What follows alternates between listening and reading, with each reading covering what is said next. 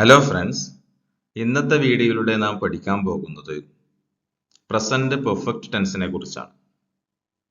കഴിഞ്ഞ വീഡിയോകളിലൂടെയൊക്കെ പഠിച്ചതുപോലെ ഈ ടെൻസിന്റെയും വ്യത്യസ്ത സെന്റൻസുകൾ, ടൈപ്സ് ഓഫ് സെന്റൻസുകളിലൂടെയായിരിക്കും നാം ഇന്ന് കടന്നു പോവുക. അതിന്റെ എക്സ്പ്ലനേഷൻസ് ഉണ്ടാവും, അതിന്റെ ഉദാഹരണങ്ങൾ ഉണ്ടാവും. അപ്പോ നമുക്ക് സ്റ്റാർട്ട് ചെയ്യാം. Okay, first present perfect tense. Present perfect ടെൻസിന്റെ ഫസ്റ്റ് അസേർട്ടീവ് സെന്റൻസ് ആണ്, രണ്ടാമത്തത് നെഗറ്റീവ് സെന്റൻസ്, മൂന്നാമത്തത് yes or no question sentence and WH question sentence. ഇത്തരം രൂപത്തിൽ, ഈ രൂപത്തിൽ 4 തരം സെന്റൻസുകളിലൂടെയാണ് നാം കടന്നു പോകുന്നത്. ഒന്നാമത്തത് assertive sentence. Here we go.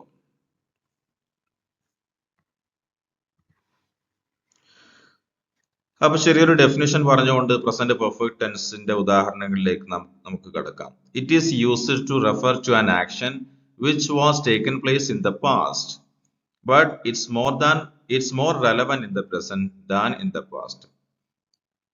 ഇത് ഓൾറെഡി പ്രസന്റ് പെർഫെക്റ്റ് ടെൻസ് എന്ന് പറഞ്ഞാൽ ഇത് കഴിഞ്ഞു പോയതാണ്. കഴിഞ്ഞു പോയ ഒരു സംഗതിയെ കുറിച്ച് പ്രതിപാദിക്കാൻ വേണ്ടി, പറയാൻ വേണ്ടി ഉപയോഗിക്കുന്ന ഉദാഹരണങ്ങളിലാണ് ഇതിൽ ഉപയോഗിക്കുക.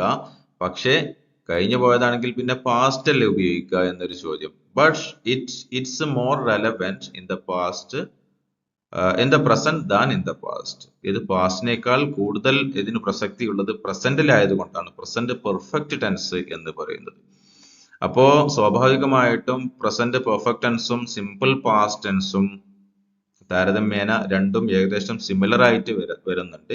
അതിനെ കുറിച്ചുള്ള ഡിഫറൻസുകൾ, അതിന്റെ വ്യത്യാസങ്ങൾ, അത് എന്തുകൊണ്ടാണ് രണ്ടും ഒരേപോലെ ആണെങ്കിലും രണ്ടും ഡിഫറെന്റ് ആകുന്നത് ഏത് രൂപത്തിലാണ് എന്നൊക്കെ സിമ്പിൾ പാസ്റ്റ് ടെൻസ് വിശദീകരിക്കുമ്പോൾ നമുക്ക് പറയാം. ഓക്കെ, ഇനി ഇതിന്റെ ഫോർമുലയിലേക്ക് കിടക്കാം.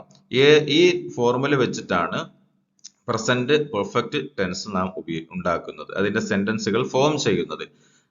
ഇതിനു മുമ്പ് പറഞ്ഞ ടെൻസുകളായിട്ടുള്ള simple present tense, present continuous tense, അവകൾക്കൊക്കെ അതിൻ്റെതായിട്ടുള്ള ഫോർമുല നാം പറഞ്ഞു കഴിഞ്ഞു. ആ രൂപത്തിൽ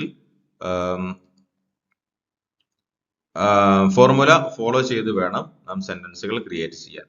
എന്നതുപോലെ ഇവിടെ പ്രസന്റ് പെർഫെക്റ്റ് ടെൻസിനും ഒരു ഫോർമുലയുണ്ട്. അത് ഇതാണ്, നോക്കൂ. ആദ്യം subject. As usual we are using first of all we are using subject. Subject എന്ന് പറഞ്ഞാൽ വിശദീകരിക്കേണ്ട കാര്യമില്ല. സബ്ജക്റ്റ് എന്ന് പറഞ്ഞാൽ ചെയ്യുന്ന ആൾ, ഒരു പ്രവർത്തനം ചെയ്യുന്ന ആൾക്കാണ് സബ്ജക്റ്റ് എന്ന് പറയുന്നത്. അപ്പോൾ അത് ഒരാളാവാം, ഒന്നിൽ കൂടുതലാവാം. ആ ഒരു മാനദണ്ഡം അനുസരിച്ചിട്ടാണ് ബാക്കിയുള്ള കാര്യങ്ങളൊക്കെ നാം തീരുമാനിക്കുന്നു. നോക്കൂ, ഒന്നാമത്തത് സബ്ജക്റ്റ്, അതിനുശേഷം ഹാസ് അല്ലെങ്കിൽ ഹാവ് എന്നുള്ളതാണ് കൊടുക്കേണ്ടത്.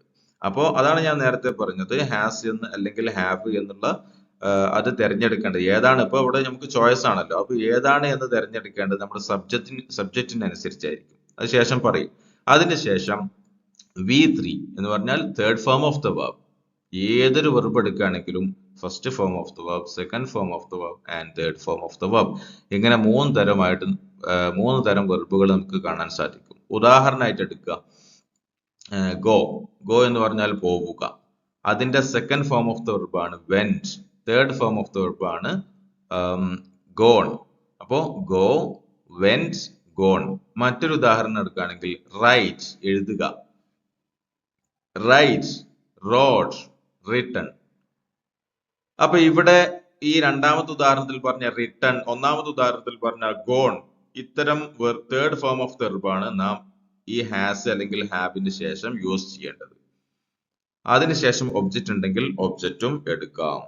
ഓക്കെ, ഇനി ഉദാഹരണത്തിലേക്ക് കടക്കാം. അതിനു മുമ്പ് നിർബന്ധമായും അറിഞ്ഞിരിക്കേണ്ട ഒരു 2 പോയിന്റ് നമ്മുടെ മൈൻഡിൽ വേണം. ഒന്നാമത്തത് നോക്കൂ, if the subject is singular, has is used after the subject. If the subject is plural, have is used after the subject. എന്താണ് ഈ പറഞ്ഞത് എന്ന് ഉദാഹരണത്തിൽ നിന്ന് വളരെ വ്യക്തമായിട്ട് മനസ്സിലാക്കാൻ സാധിക്കും.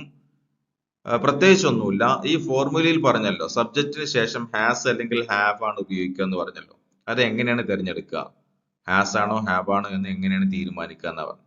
നമ്മുടെ സബ്ജക്റ്റ് ഒരാളാണെങ്കിൽ ഷീ, അവൾ, ഹി, അവൻ, രാകേഷ്, റഹ്മാൻ, ഇത്തരത്തിലുള്ള സബ്ജക്റ്റുകൾ ഒരാളാണെങ്കിൽ സബ്ജക്റ്റ് ഒരാളാണെങ്കിൽ ഹാസ് ആണ് തിരഞ്ഞെടുക്കേണ്ടത്. അപ്പോ അതേസമയം നമ്മുടെ സബ്ജക്റ്റ് ഒന്നിൽ കൂടുതൽ ആളാണെങ്കിൽ ഹാവും ആണ് തിരഞ്ഞെടുക്കേണ്ടത്. നോക്കൂ, ഉദാഹരണം നോക്കാം. വി എന്ന് പറഞ്ഞാൽ നമ്മൾ, നാം, ഞങ്ങൾ, ഇങ്ങനെയൊക്കെ അർത്ഥം പറയാം. ഈ വി എന്ന് പറഞ്ഞാൽ ഒന്നിൽ കൂടുതൽ ആളുണ്ടല്ലോ, അതുകൊണ്ട് ഹാവ് എന്നാണ് തിരഞ്ഞെടുത്തത്. ഇവിടെ ഓപ്ഷൻ ആണ്, നമുക്ക് ചോയ്സ് ഉണ്ട്, ഹാസ് ആണോ ഹാവ് ആണോ തിരഞ്ഞെടുക്കേണ്ടത്. അപ്പൊ ഹാവ് ആണ് തിരഞ്ഞെടുത്തത്, കാരണം നമ്മുടെ സബ്ജക്റ്റ് വി ആണ്. നമ്മുടെ സബ്ജക്റ്റിനനുസരിച്ചായിരിക്കും ഹാവ് ഹാസ് എന്ന് തിരഞ്ഞെടുക്കുക. ഓക്കെ, ഇത് നോക്കൂ, സെക്കൻഡ് പോയിന്റ് നോക്കൂ. If the subject is plural, we എന്നുള്ള പ്ലൂറൽ ആണ്, have is used after the subject. അപ്പൊ സബ്ജക്റ്റിന് ശേഷം ഹാവ് ആണ് ഉപയോഗിക്കേണ്ടത് എന്നാണ് പറഞ്ഞത്. അപ്പൊ we have learned English grammar, നാം ഇംഗ്ലീഷ് ഗ്രാമർ പഠിച്ചിട്ടുണ്ട്, നാം ഇംഗ്ലീഷ് ഗ്രാമർ പഠിച്ചു. She has gone out, she has just gone out, അവൾ ഇതാ ഇപ്പൊ പുറത്തേക്ക് പോയിട്ടുള്ളൂ. അപ്പൊ ഇത്തരം ഉദാഹരണങ്ങളിലാണ്. അപ്പൊ രണ്ടാമത്തെ ഉദാഹരണത്തിൽ ഷീ എന്നുള്ളത് സിംഗുലർ സബ്ജക്റ്റ് ആണ്, ഒരാളേ ഉള്ളൂ, അതുകൊണ്ടാണ് ഹാസ് തിരഞ്ഞെടുത്തത്. അപ്പൊ ഇത്തരം ഉദാഹരണങ്ങളിലൂടെ നമുക്ക് പോവാം. ഇനി ഇപ്പൊ ഈ പറഞ്ഞത് എല്ലാം എന്താണ്, അസേർട്ടീവ് സെന്റൻസ് ആണ്. ചെയ്യുന്നു അല്ലെങ്കിൽ പോകുന്നു, ആ രൂപത്തിലുള്ള അസേർട്ടീവ് സെന്റൻസ് ആണ്. അതിന്റെ ഓപ്പോസിറ്റ് ചെയ്യുന്നില്ല, പോകുന്നില്ല, അങ്ങനെയുള്ള നെഗറ്റീവ് ആണ് അടുത്തത് പറയാൻ പോകുന്നത്. അപ്പൊ ഈ ഉദാഹരണത്തിൽ നോക്കൂ, we have learned English grammar, she has gone out. ഇതൊക്കെ കഴിഞ്ഞു പോയതാണെങ്കിലും അതിന്റെ ഇപ്പോൾ ഈ പ്രസന്റ് ടെൻസിലാണ് അതിന്റെ പ്രസക്തി കൂടുതൽ നിലനിൽക്കുന്നത് എന്നതുകൊണ്ടാണ് പാസ്റ്റ് ആണെങ്കിൽ കൂടെയും അതിന് പ്രസന്റ് പെർഫെക്റ്റ് എന്ന് കൊടുത്തിട്ടുള്ളത്. ഓക്കെ,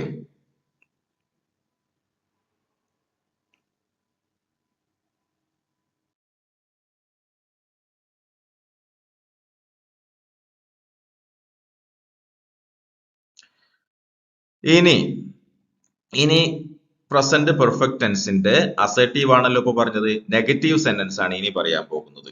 ഈ പ്രസന്റ് പെർഫെക്റ്റ് ടെൻസിന്റെ നെഗറ്റീവ്, നമ്മുടെ ഈ ടൈപ്പ് ഓഫ് സെന്റൻസിൽ വരുന്ന നെഗറ്റീവ് സെന്റൻസ് ഉണ്ടാക്കേണ്ടത് അസേർട്ടീവ് സെന്റൻസിൽ നിന്നാണ്. അപ്പൊ ആദ്യം ഒരു അസേർട്ടീവ് സെന്റൻസ് മൈൻഡിൽ വേണം കേട്ടോ, ആ ഉദാഹരണം മൈൻഡിൽ വേണം.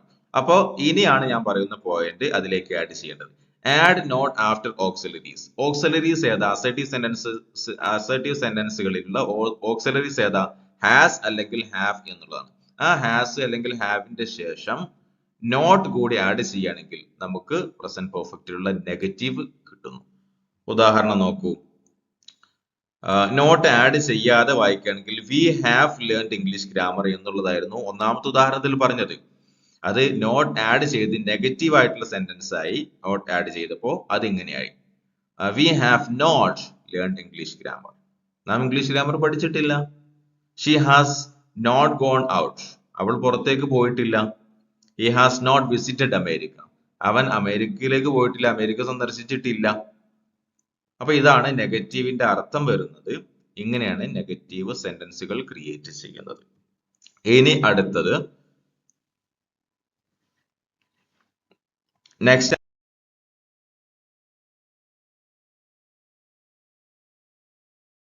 and third one is yes or no questions. നമുക്ക് നോക്കാം yes or no questions എങ്ങനെയാണ് ഫോം ചെയ്യുന്നത് എന്ന് നോക്കാം. അതിന് വേണ്ട സ്ട്രാറ്റജീസ് എന്താണ് എന്ന് നോക്കാം. Add auxiliaries before the subject. നാം ഒരു ഫോർമുല പറഞ്ഞല്ലോ, അതിന്റെ അസേർട്ടീവ് സെന്റൻസ്. ആ അസേർട്ടീവ് സെന്റൻസിൽ ആദ്യം എടുക്കുക, അതിന്റെ ഉദാഹരണം ആദ്യം എടുക്കുക. ആ ഉദാഹരണം എടുത്തതിന് ശേഷം അതിന്റെ ഓക്സിലറീസ് നേരത്തെ സൂചിപ്പിച്ചതുപോലെ ഹാസ് അല്ലെങ്കിൽ ഹാവ് എന്നുള്ളതാണ് അതിന്റെ ഓക്സിലറീസ്. ആ ഓക്സിലറീസിനെ സബ്ജക്റ്റിന്റെ മുമ്പിലേക്ക് കൊണ്ടുവന്നാൽ യെസ് ഓർ നോ ക്വസ്റ്റ്യൻ നമുക്ക് ഫോം ചെയ്യാൻ വളരെ ഈസി ആയിട്ട് സാധിക്കും. ഉദാഹരണം നോക്കുമ്പോൾ നമുക്ക് കൃത്യമായിട്ട് മനസ്സിലാകും. ഈ ഹാവ് എന്നുള്ളത് ഇതിന് അസേർട്ടീവ് സെന്റൻസ് എടുക്കുമ്പോൾ V have learned English grammar എന്നുള്ളതായിരുന്നു അവിടെ നമ്മൾ പറഞ്ഞിരുന്നത്. You have learned English grammar എന്നുള്ളതാണ് അതിന്റെ അസേർട്ടീവ് സെന്റൻസ്. അതേസമയം ഹാവ് എന്നുള്ളതിന്റെ സബ്ജക്റ്റുകളായ വി അല്ലെങ്കിൽ യു എന്നതിന്റെ മുമ്പിലേക്ക് കൊണ്ടുവന്നപ്പോൾ യെസ് ഓർ നോ ക്വസ്റ്റ്യൻസ് ഇങ്ങനെയായി മാറി. Have you learned English grammar?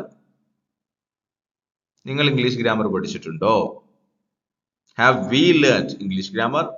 നാം ഇംഗ്ലീഷ് ഗ്രാമർ പഠിച്ചു കഴിഞ്ഞോ? Has she gone out? അവൾ പുറത്തേക്ക് പോയോ? Has he visited America? അവൻ അമേരിക്ക വിസിറ്റ് ചെയ്തിട്ടുണ്ടോ?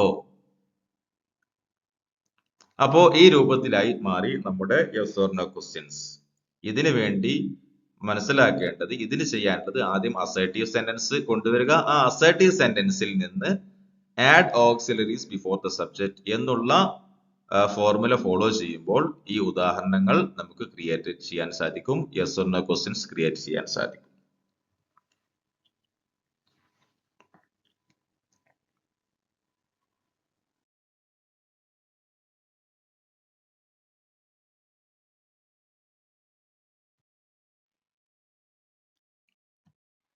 Okay, this is present perfect WH questions where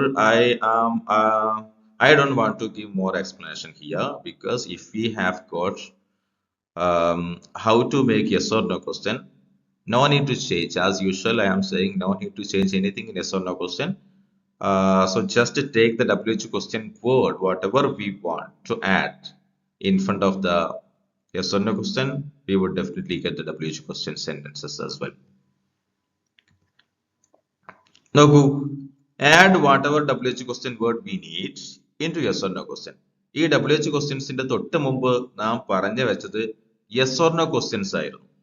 ആ യെസ് ഓർ നോ ക്വസ്റ്റ്യൻസ് ഉണ്ടാക്കിയത് അസർട്ടീവ് സെന്റൻസിൽ നിന്നാണ്. അതൊക്കെ ആയിക്കോട്ടെ, പക്ഷെ ഇനി നമുക്ക് വേണ്ടത് യെസ് ഓർ നോ ക്വസ്റ്റ്യൻസ് ആണ്. ആ ഉണ്ടാക്കി വെച്ച യെസ് ഓർ നോ ക്വസ്റ്റ്യൻ നാം എടുക്കുന്നു. ആ യെസ് ഓർ നോ ക്വസ്റ്റ്യൻസിലേക്ക് ഏത് രൂപത്തിലുള്ള ക്വസ്റ്റ്യൻസ് ആണോ നാം ചോദിക്കാൻ ഉദ്ദേശിക്കുന്നത്, ആ WH ക്വസ്റ്റ്യൻ വേർഡ് അതിന്റെ മുമ്പിലേക്ക് ആഡ് ചെയ്താൽ we got WH question sentences. Look at the example. First one of the example is, when have you learned English grammar? Or when have we learned English grammar? നമ്മൾ എപ്പോഴാണ് English grammar പഠിച്ചത്, അല്ലെങ്കിൽ നിങ്ങൾ എപ്പോഴാണ് English grammar പഠിച്ചത്? നോക്കൂ, ഈ white കളറിൽ കാണുന്ന sentence yes or no questions ആണ്. That is the exact yes or no question that we got just before. I did not change anything in it. Without changing in it, I brought this WH question word and I fit it here in front of the yes or no question. I got the WH question sentence as well. Look at this. When have you learned English grammar? Come to the next example. Why has she gone out?